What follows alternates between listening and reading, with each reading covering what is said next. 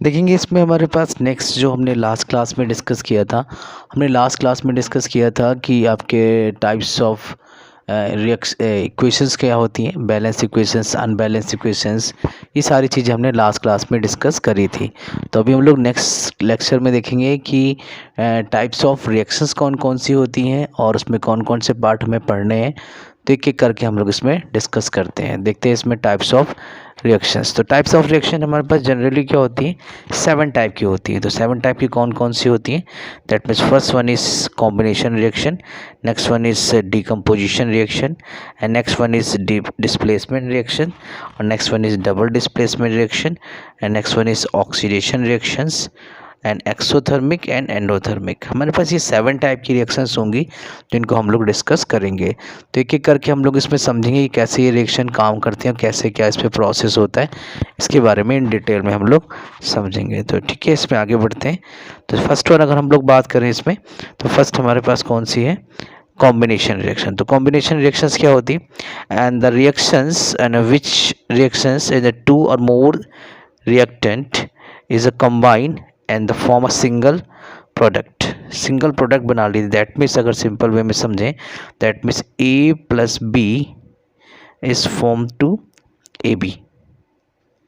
जैसे कि पता है आप लोग को, ये हमारे पास क्या है, प्रोडक्ट है, सॉरी रिएक्टेंट है, और इसमें क्या बना, प्रोडक्ट बना। That means A plus B अगर हमें मिक्स कर रहे हैं, दो प्रोडक्ट अगर, तो हमारे पास एक सिंगल टाइप का प्रोडक्ट बनेगा। दैट मीन्स 2 और मोर reactant combine and the single product, that means a single product, that means AB। तो ये हमारे पास सिंगल प्रोडक्ट बन रहा है, that is a combination reaction. Combine कर देना, इनको कंबाइन करके हमने क्या बना दिया, दैट मीन्स AB बना दिया, करेक्ट। तो अभी देखिए यहाँ से इसमें कुछ रिएक्शंस ऐसी होती हैं और इनको याद भी रखना है एग्जाम ऑफ व्यू से। जैसे बर्निंग ऑफ कोल का मतलब क्या है, C+O2 दैट इज CO2। देख रहे हैं यहाँ पर दो आपके C प्लस और O2 कंबाइन होकर क्या बना दिया इन्होंने, CO2, करेक्ट। तो इस तरह से हम लोग इसको कंबाइन कर सकते हैं। अगर नेक्स्ट देखें हम लोग फॉर्मेशन ऑफ वाटर की अगर हम लोग बात करें, तो फॉर्मेशन ऑफ वाटर कैसे बनता है, तो हमारे पास सिंपल है। तो हमने क्या लिया, 2H2O प्लस O2। तो इस तरह से हम इसको अगर कंबाइन करें तो क्या बन जाएगा आपका 2H2O। तो इस तरह से हम लोग क्या कर सकते हैं, कंबाइन कर सकते हैं। तो ये भी क्या है, फॉर्मेशन ऑफ वाटर।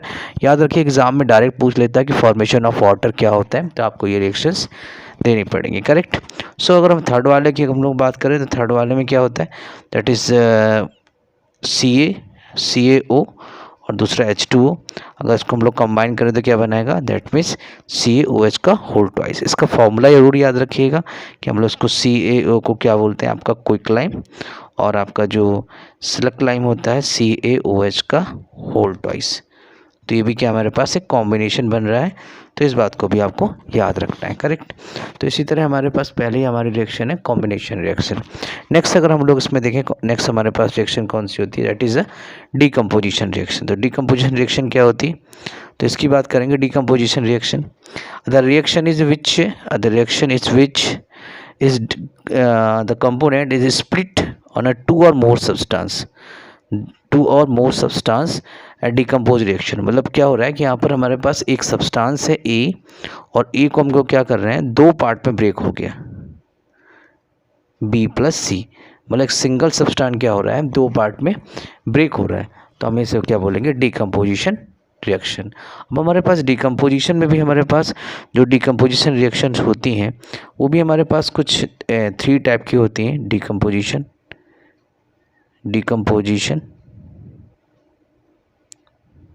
रिएक्शंस हमारे पास जनरली 3 टाइप्स की होती हैं decompositions. That means first one is thermal decomposition. Next हमारे पास होता है आपका इलेक्ट्रोलिसिस या लिटिक बोलते हैं इसे, और नेक्स्ट वन होता है आपका फोटोलिटिक,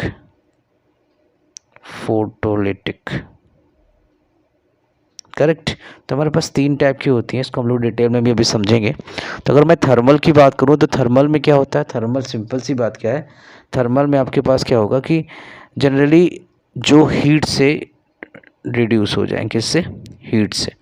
अगर हीट से रिड्यूस हो रही हैं या ब्रेक हो रही हैं, that is thermal decomposition. Electricity की अगर हम लोग बात करें तो इलेक्ट्रिसिटी में हमारे पास क्या होता है, जहाँ पर इलेक्ट्रिसिटी प्रोवाइड कर दे तो वहाँ पर अगर वो क्या हो, डिकम्पोज हो जाए, इलेक्ट्रिसिटी की वजह से डिकम्पोज हो जाए, तो हम उसे क्या बोलेंगे, इलेक्ट्रिसिटी डिकम्पोजिशंस। ठीक है। फोटोलिटिक का मतलब क्या है यहाँ पर, सनलाइट। अगर सनलाइट के प्रेजेंट में अगर कोई प्रोसेस हो जाता है, दैट मीन्स सनलाइट के प्रेजेंट में अगर ब्रेक हो जाए तो उसे हम लोग क्या बोलेंगे, फोटोलिटिक। करेक्ट। तो एक एक करके इसको हम लोग समझेंगे। तो देखते हैं, पहला हमारे पास थर्मल डिकम्पोजिशन।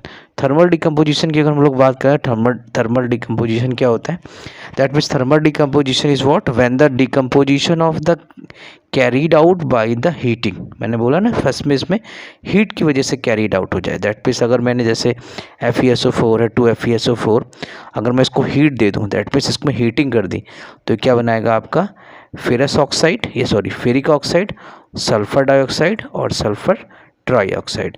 ये 3 पार्ट में क्या होगा, आपका ब्रेक हो जाएगा। तो इस तरह से हम इसमें क्या कर सकते हैं, फाइंड आउट कर सकते हैं कि हमारे पास कैसे आपका कौन सी रिएक्शन हो रही है, और हीट की वजह से हो रही, that's why is called thermal decompositions. Correct.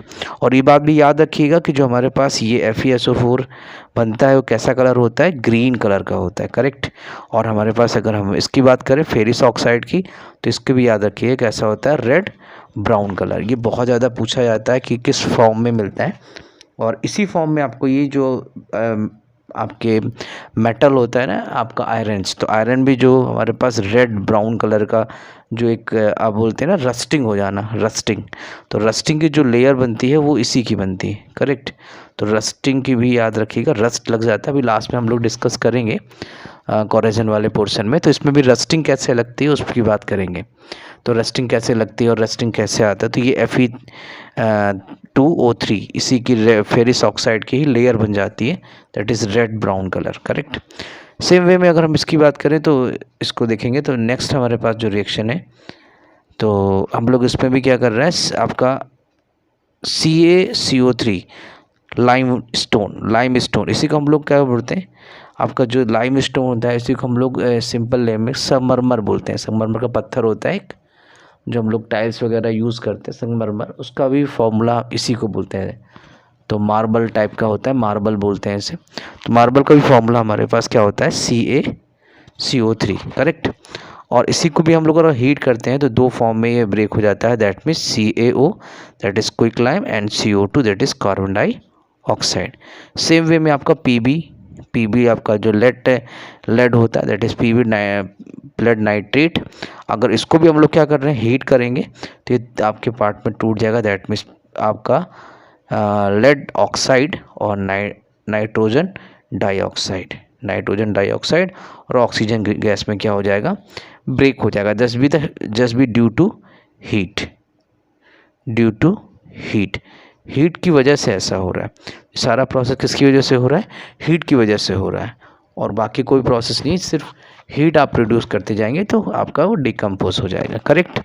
इसी तरह हम लोग आगे अगर हम लोग बढ़ें तो आगे हमारे पास क्या प्रोसेस होगा, तो आगे के प्रोसेस में हम लोग सेकंड नंबर देखेंगे, electrolytic decomposition. When the decomposition is carries out is passing the electricity. किसकी इलेक्ट्रिसिटी अगर हम लोग पास थ्रू कर दें, जैसे आप लोग देखते हैं ना जनरली हम लोग हीटिंग करते हैं, वाटर को हीट करते हैं, तो वाटर को हम लोग इसमें अगर वाटर है कंटेन कर रखा है और उसमें हम लोग क्या करते हैं, इलेक्ट्रिसिटी प्रोवाइड कर दें। अगर इलेक्ट्रिसिटी आपने प्रोवाइड कर दी है तो ये क्या होगा, थोड़ी देर में हीट होगा और वो उसमें बबल्स आने लगते हैं। आप लोग देखते हैं ना बबल्स आ जाते हैं, ये देखिए बबल्स दिख रहे हैं आपको टेस्ट इसमें। तो ये बबल्स जो हमारे पास आ रहे हैं, दैट मीन्स ये आपके 2 टाइप में ब्रेक होगा, दैट मीन्स 2H2 और O2, हाइड्रोजन और ऑक्सीजन के फॉर्म में, ये आपका H2O बबल्स के फॉर्म में दिखता रहता है। तो ये देखिए आपके वाटर के क्या हो रहा है, बॉइलिंग होना स्टार्ट हो जाता है। ठीक। तो ऊपर की तरफ हमारे पास एक तरफ ऑक्सीजन और एक तरफ क्या होगा, आपका हाइड्रोजन गैस निकलने लगेगी। दिख रहा है इसमें डिकम्पोज हो गया। करेक्ट। तो इस तरह से हम इसको डिकम्पोजिशन कर सकते हैं। और इसमें एक एक्सपेरिमेंट होता है कि हम 106 वोल्ट की वोल्टेज के थ्रू क्या करते हैं, इसको डिकम्पोज करते हैं। ठीक। तो डिकम्पोज हम इस तरह से इसको आसानी से डिकम्पोज कर सकते हैं बाय द इलेक्ट्रिसिटी। ठीक। और इसमें हमारे पास दो प्रोसेस होते हैं, दैट इज़ एनोड और कैथोड में हम उसको हीट करते हैं, क्योंकि एनोड कैथोड लगाया और 6 वोल्ट की बैटरी से क्या करा, एक स्विच से कनेक्ट कर दिया और हमने इसमें जैसे इसको बैटरी से जोड़ा तो इलेक्ट्रिसिटी प्रोवाइड हो गई। तो इलेक्ट्रिसिटी जैसे प्रोवाइड होती है तो ये क्या करता है कि आपको आपकी एनर्जी प्रोवाइड करने लगता है, उसको दो पार्ट में ब्रेक कर देता है, करेक्ट। तो इस तरह से हम इसको देख सकते हैं, करेक्ट। नेक्स्ट अगर हम लोग बात करें इसमें, आपकी नेक्स्ट रिएक्शन है आपकी फोटोलिटिक डिकम्पोजिशन। फोटोलिटिक में क्या होता है, which is the proceed is decompose carry out presence of sunlight. मैंने बताया था ये किसकी प्रोसेस में होता है, सनलाइट के प्रोसेस में। तो सनलाइट के प्रेजेंट में क्या हो जाता है, ये ब्रेक होना स्टार्ट हो जाता है और ब्रेक हो जाता है।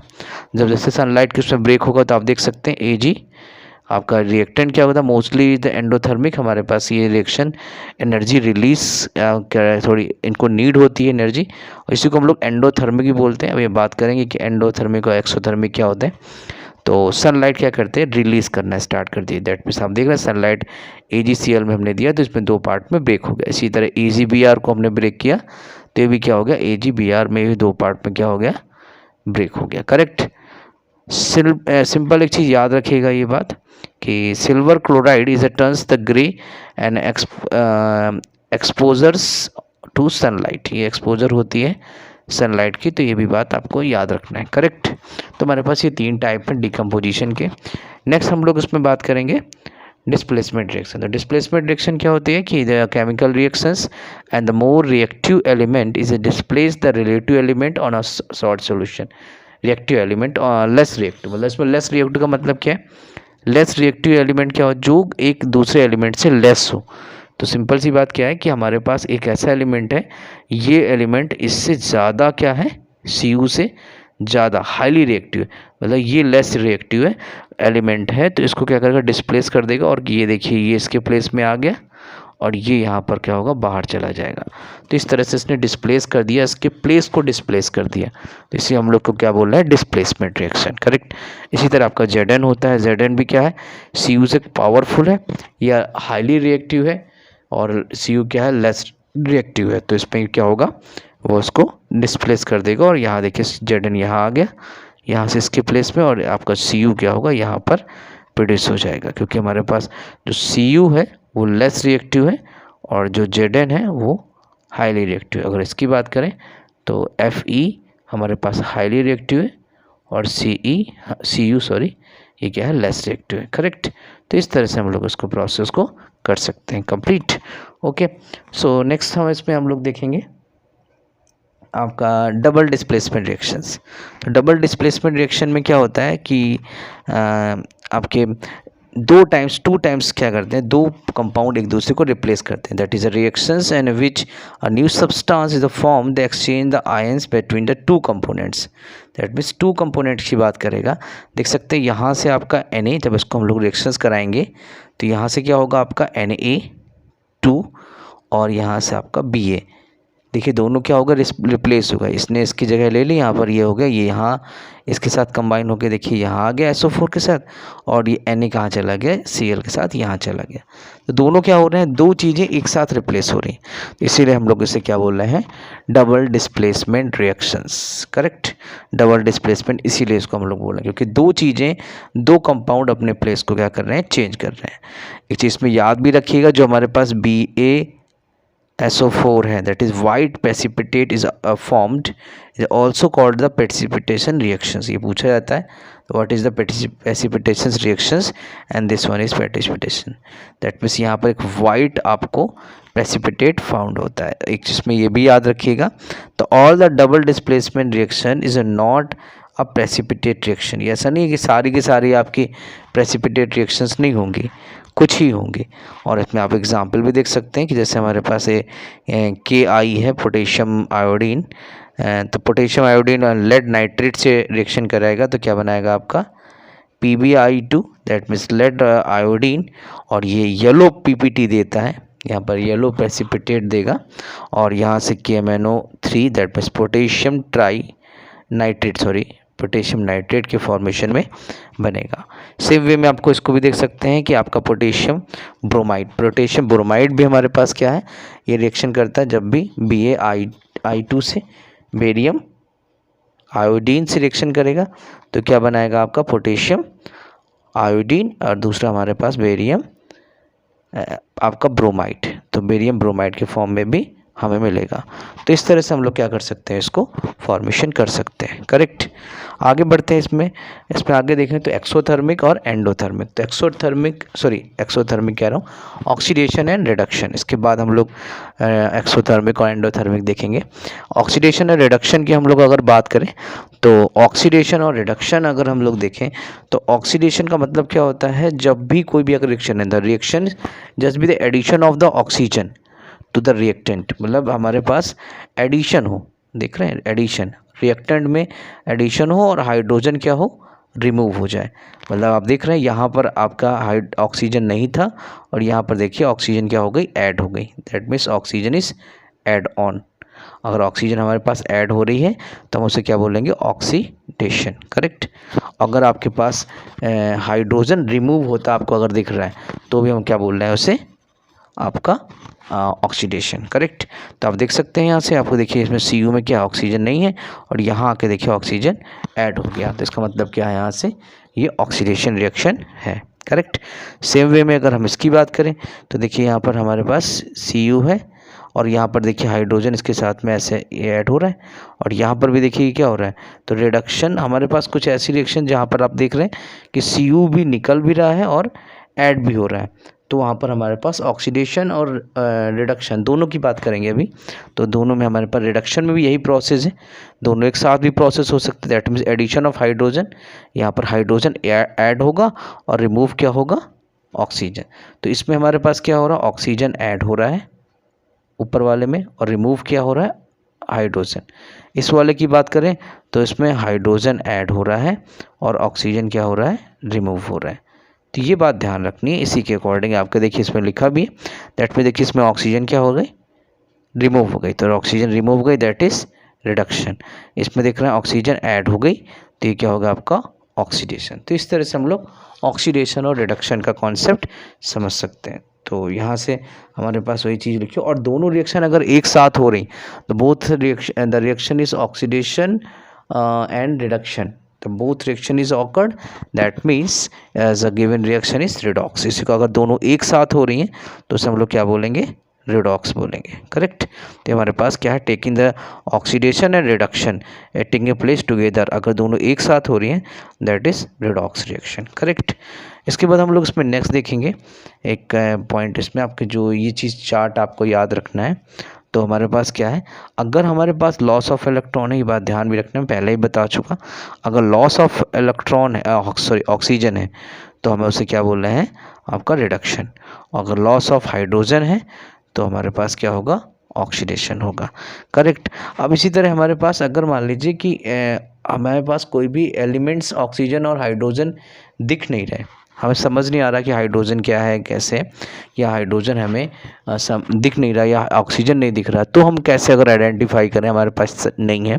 तो अगर हमारे पास इलेक्ट्रॉन, कोई भी एलिमेंट, कोई भी एटम आपका इलेक्ट्रॉन लॉस करता है, देखिए लॉस करा ना इसने, तो लॉस करेगा तो इसके चार्जेस क्या होंगे, बढ़ेंगे। अगर लॉस कर रहा है electron that means the oxidation. देखिए यहाँ से इसकी जो वैलेंसी यहाँ पर, या ऐसे समझ सकते हैं, यहाँ प्लस क्या था, 0 0 से 2, अगर उसकी जो वैलेंसी, जो पावर वैलेंसी अगर बढ़ रही है तो क्या होगा, प्लस में आ रही है तो ऑक्सीडेशन होगा। अगर उसमें क्या हो रहा है, माइनस हो रहा है, दैट मीन्स देखिए यहाँ पर क्या था, Cu2 थी और इसकी जो टेंडेंसी थी यहाँ पर क्या हो गई, कम हो गई। दैट मीन्स 2 से कितना हो गया, 2 से 0 हो गई, +2 से, दैट मीन्स ये कि कम हो गई ना आपकी, तो कम हो जाएगी। अगर माइनस हो गई तो उसे हम क्या बोलेंगे, रिडक्शन। और अगर हमारे पास देखिए इसकी वैलेंसी कितनी हो गई, 0 से 2 हो गई। अगर 0 से +2 हो गई तो हम उसे क्या बोलेंगे, देख रहे हैं कि वैलेंसी आपकी क्या हो रही है, नंबर ऑफ इलेक्ट्रॉन क्या हो रहा है, ज़्यादा लॉस कर रहा है या नंबर इंक्रीज़ कर रहा है। ऐसे समझ सकते हैं कि नंबर अगर इंक्रीज़ कर रहा है तो भी हम उसे क्या बोलेंगे, आपका ऑक्सीडेशन रिएक्शंस बोलेंगे। अगर यहाँ पर नंबर ऑफ इलेक्ट्रॉन इसके गिव करने की टेंडेंसी कम हो गई, दैट मीन्स आप देख रहे हो वैलेंसी यहाँ पर देखिए आपकी +2 से क्या हो गई, 0 हो गई, दैट मीन्स देखिए ये माइनस हो गया, कम हो गया। अगर कम हो गया तो ये क्या होगा, हमारे पास रिडक्शन होगा। ठीक। यहाँ पर क्या, गेन ऑफ इलेक्ट्रॉन देख रहे हैं, गेन ऑफ इलेक्ट्रॉन, और यहाँ पर क्या, लॉस ऑफ इलेक्ट्रॉन। यहाँ पर इलेक्ट्रॉन क्या कर दिए उसने, लॉस कर दिए। तो जब भी अगर हम ऑक्सीडेशन की बात करेंगे तो ऑक्सीडेशन में क्या होगा, लॉस ऑफ इलेक्ट्रॉन, और हमारे पास रिडक्शन में क्या होगा, गेन ऑफ इलेक्ट्रॉन। यहाँ पर इलेक्ट्रॉन गेन किए जाएंगे और यहाँ पर इलेक्ट्रॉन क्या होंगे, लॉस किए जाएंगे। करेक्ट। तो इस तरह से हम लोग इसकी रिएक्शंस देख सकते हैं। तो इसी तरह लास्ट आपके देखिए दिया हुआ है, तो Mg में देखिए ये तो आपको समझ में आ ही रहा है कि हमारे पास Mg है और Mg में क्या चीज़ें रिएक्शंस हो रही हैं।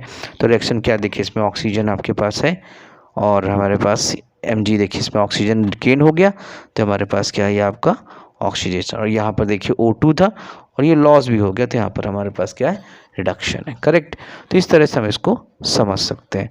जैसा कि अगर इसमें समझ में आ रहा है, जो हमने इसकी रिएक्शंस करी, एक बार इसको देख लेंगे एक बार पूरा, तो समझ में आएगा। अगर आपको समझ में आया तो सब्सक्राइब करिए और इसको लाइक करिए। ठीक है, थैंक यू।